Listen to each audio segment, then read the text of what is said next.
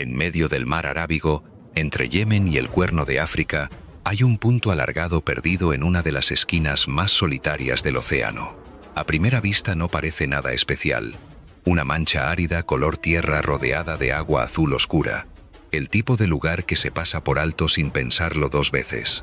Pero si se hace zoom hasta casi tocar el suelo, empiezan a aparecer cosas que no encajan con nada conocido.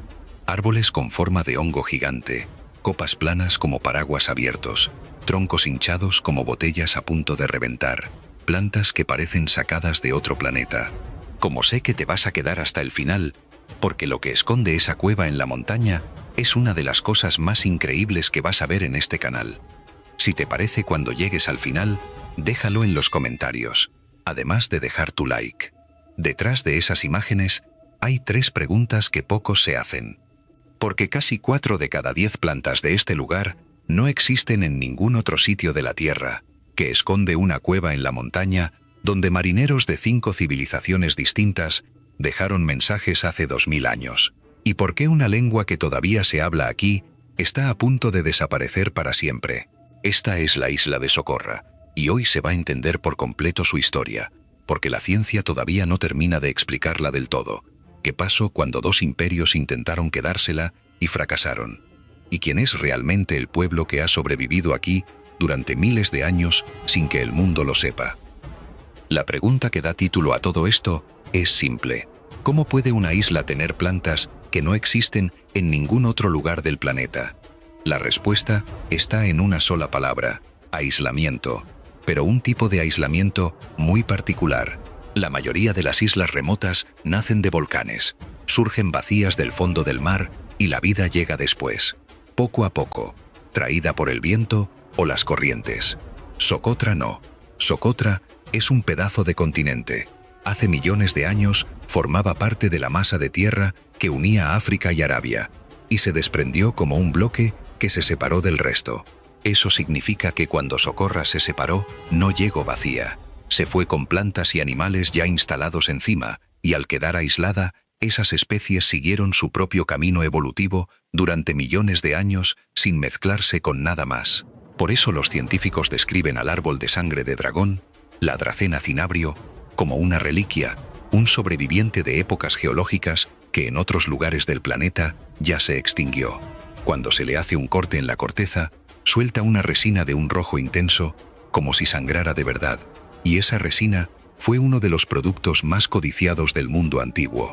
Los números confirman lo extraordinario del lugar. En Socotra se reconocen más de 800 especies de plantas, y alrededor del 37% son endémicas. No existen en ningún otro punto del planeta. Con los reptiles, la cifra es todavía más extrema. Más del 90% de las especies de la isla son únicas de ahí. Incluso la forma de esos árboles tiene una explicación precisa. La copa plana y densa de la sangre de dragón atrapa la niebla que sube del mar. Las gotas se condensan en las hojas, bajan por el tronco y caen justo sobre las raíces. El árbol, literalmente, se riega a sí mismo con la neblina. Una isla tan rica no podía pasar desapercibida para los humanos. Y eso es exactamente lo que ocurrió cuando se desarrollaron la navegación y el comercio en el sur de Arabia hace miles de años. Socotra apareció en las rutas marítimas por sus productos: incienso, mirra, aloe y la sangre de dragón, mercancías usadas en perfumes, medicinas, rituales y hasta para embalsamar a los muertos. Los griegos la llamaban Dioscórides y la mencionan en una guía de navegación del siglo I, cuando la isla se convirtió en parada obligatoria de las rutas que conectaban Egipto, África, India, Arabia y el Mediterráneo. Todo eso eran textos y menciones, pero la prueba física de ese pasado estaba escondida en una montaña. Y es la parte más increíble de esta historia. Te aseguro que querrás saber qué fue lo que encontraron ahí dentro, que cambió lo que se sabía sobre Socotra, así que aguanta hasta el final para descubrirlo. En el noreste de la isla, a unos 350 metros de altura, mirando al mar abierto, hay una cueva de piedra caliza llamada la Cueva de Hoy. Es enorme, casi 2 kilómetros de profundidad. La luz del sol llega solo a los primeros 200 metros, después hay oscuridad total, y durante siglos Casi nadie entró ahí hasta que un grupo de espeleólogos belgas se metió hasta el fondo. Lo que encontraron en las paredes cambió lo que se sabía sobre la historia de Socorra. Casi 250 inscripciones, textos y dibujos dejados por marineros que pasaron por ahí entre el siglo I a.C. y el siglo VI después de Cristo. Lo más extraño es de quiénes eran. La gran mayoría están escritas en escritura brahmi de la India, con nombres de marineros, comerciantes, jardineros y maestros que vinieron desde el oeste de la India. Pero también hay textos en árabe del sur, en etíope, en griego y hasta una tablilla con escritura palmirena de Siria, fechada por Carbono 14. En una cueva oscura, en una isla en medio del océano, marineros de la India, de África, de Grecia, de Arabia y de Siria dejaron su nombre escrito en la pared hace 2000 años, probablemente esperando a que cambiara el viento del monzón para seguir su viaje. Para los historiadores, es una de las fuentes más importantes que existen sobre el comercio del Océano Índico de aquella época. Después de la era del gran comercio, alrededor del siglo IV, la demanda de resinas cayó y la isla se volvió mucho más callada. En el siglo VI llegó el cristianismo, según la tradición fundado por el apóstol Tomás tras un naufragio cerca de sus costas. Una leyenda casi con seguridad, aunque sí parece real, que existió una comunidad cristiana que se mantuvo durante casi 1000 años. Más adelante, durante los siglos más oscuros, Socotra pasó de santuario de comerciantes sagrados a guarida de piratas. Y entonces llegaron los europeos. En 1507, una flota portuguesa, al mando de Tristán de Acuna, con Alfonso de Alburquerque a bordo, desembarcó en la isla y tomó por la fuerza la entonces capital. Levantaron una fortaleza, construyeron una iglesia, pensando que serían recibidos como liberadores. No fue así. La isla era árida, difícil, sin buenos puertos, y en 1511, apenas 4 años después, se rindieron y se fueron. 3 siglos después, en 1834, le tocó el turno a los británicos, que tampoco encontraron buenos fondeaderos y a los que el sultán local se negó a vender la isla. En 1835 también se marcharon. 2 imperios, los más poderosos de su tiempo, lo intentaron y los 2 terminaron haciendo las maletas.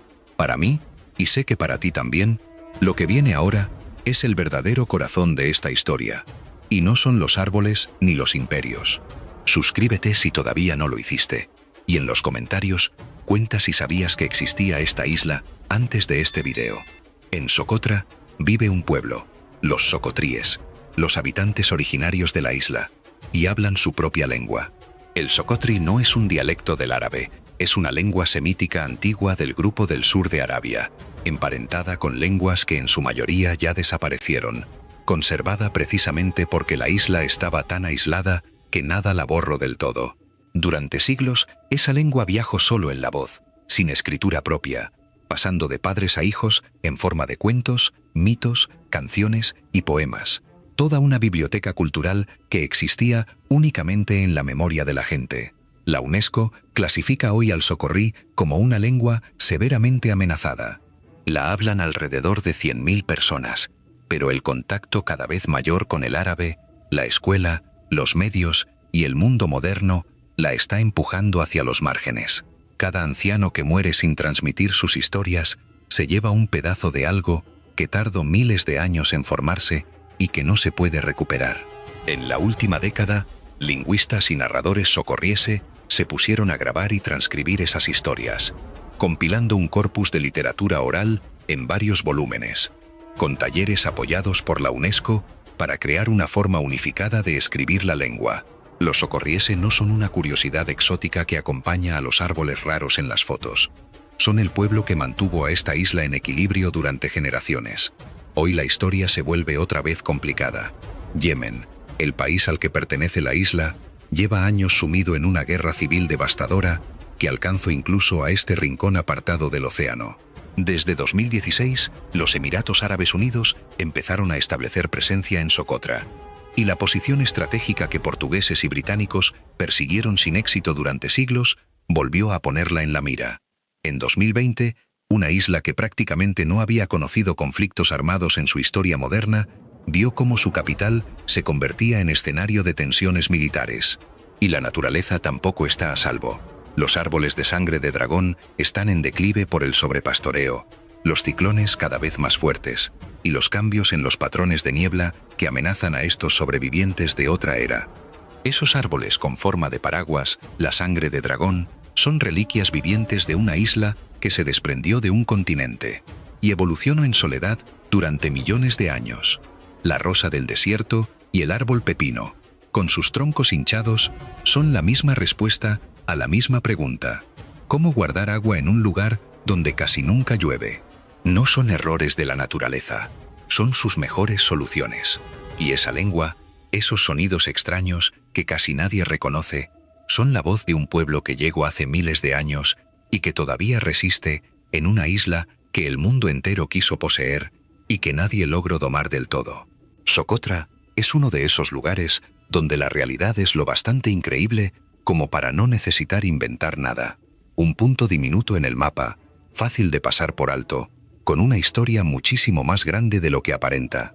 Suscríbete para el siguiente lugar donde el mapa termina, dale al like si esta isla se ganó un lugar en tu cabeza, y deja en los comentarios cuál de las 3 cosas te sorprendió más: los árboles, la cueva o la lengua que está a punto de desaparecer.